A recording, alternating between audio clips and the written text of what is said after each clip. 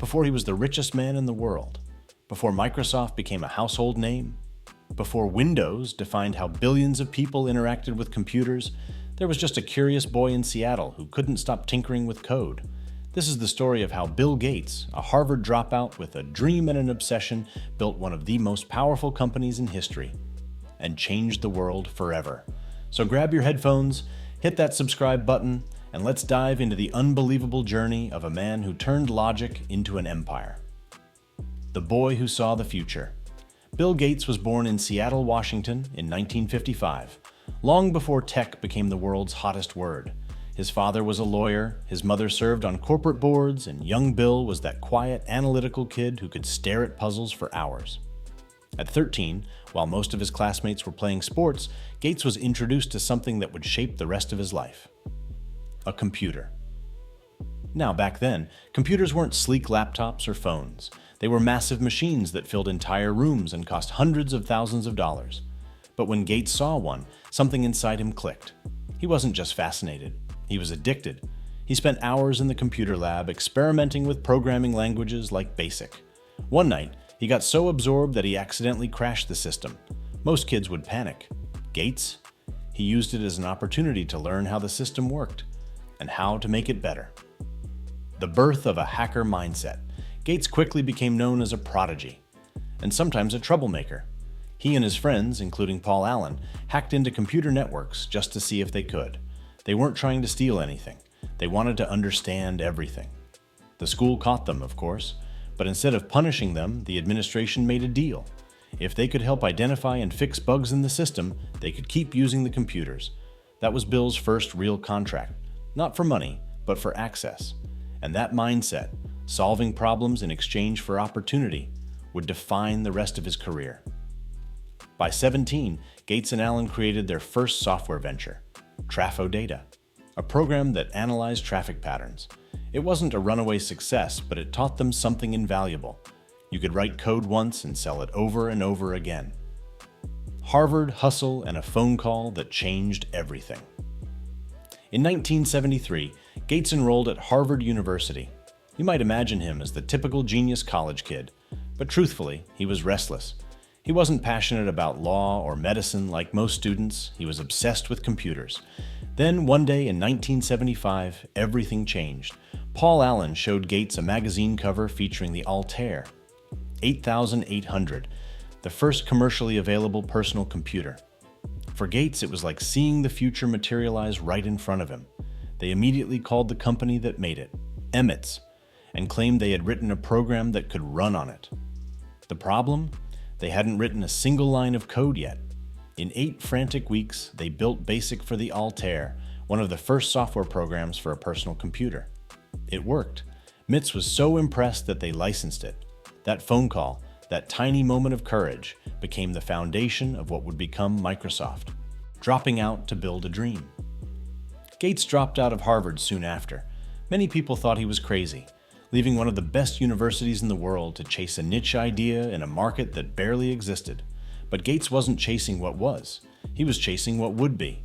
He once said, "If you're born poor, it's not your mistake. But if you die poor, it's your mistake." That quote sums up how he thought. Not in limits, but in possibilities. Microsoft's mission was simple but revolutionary: a computer on every desk and in every home. In the 1970s, that sounded like science fiction. But to Gates, it was destiny. Microsoft rises, and so does the legend. In 1980, a small company called IBM approached Microsoft.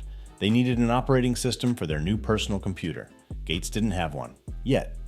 So he licensed one from another developer, modified it, and called it MS-DOS. He made a deal so smart it's still studied in business schools today.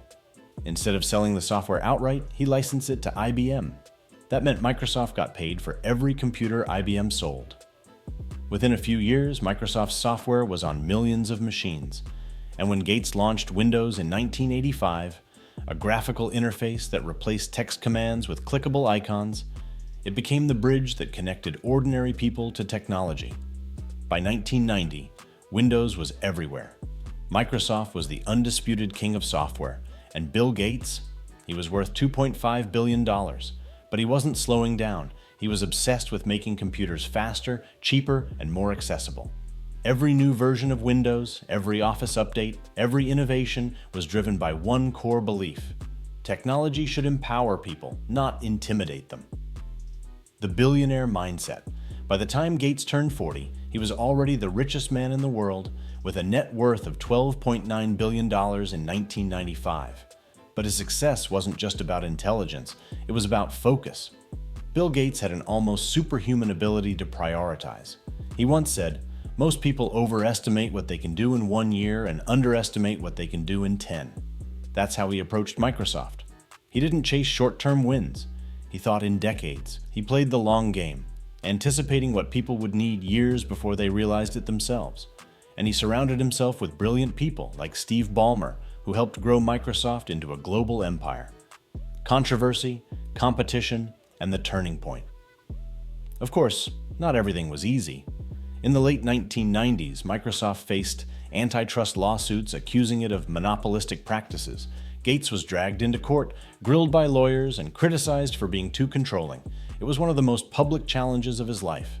But even in the middle of chaos, Gates stayed strategic. Microsoft eventually settled the case, refocused on innovation, and emerged stronger. And as he got older, something else changed. Gates started to look beyond technology, toward humanity. From CEO to philanthropist, the second act. In 2000, Gates stepped down as CEO of Microsoft to focus on what would become one of the greatest acts of philanthropy in modern history, the Bill and Melinda Gates Foundation. The foundation has donated over $60 billion to causes like global health, education, and poverty reduction. It helped eradicate diseases, provide clean water, and fight pandemics. Gates went from building computers to building a better world. Today, his net worth is around $120 billion, making him one of the richest people alive. But when asked what he's most proud of, Gates doesn't talk about Windows or wealth. He talks about the lives his foundation has changed. That's the true measure of his success. So if you're watching this because you're chasing your own version of success, take this lesson from Bill Gates. Don't wait for perfect timing. Don't wait for approval. Start now, learn fast, and never lose your curiosity. Because the next billion-dollar idea could be sitting in your mind right now, waiting for you to act. If this story inspired you, hit that like button, share it with someone who needs motivation, and subscribe for more stories that decode the minds of the world's greatest innovators. Because as Bill Gates proved, you don't have to predict the future, you just have to build it. Dream big, start small, and stay consistent. Every breakthrough begins as an idea no one believed in, until someone made it real. The next revolution isn't waiting in Silicon Valley, it's waiting in your imagination. So take that first step, no matter how uncertain it feels.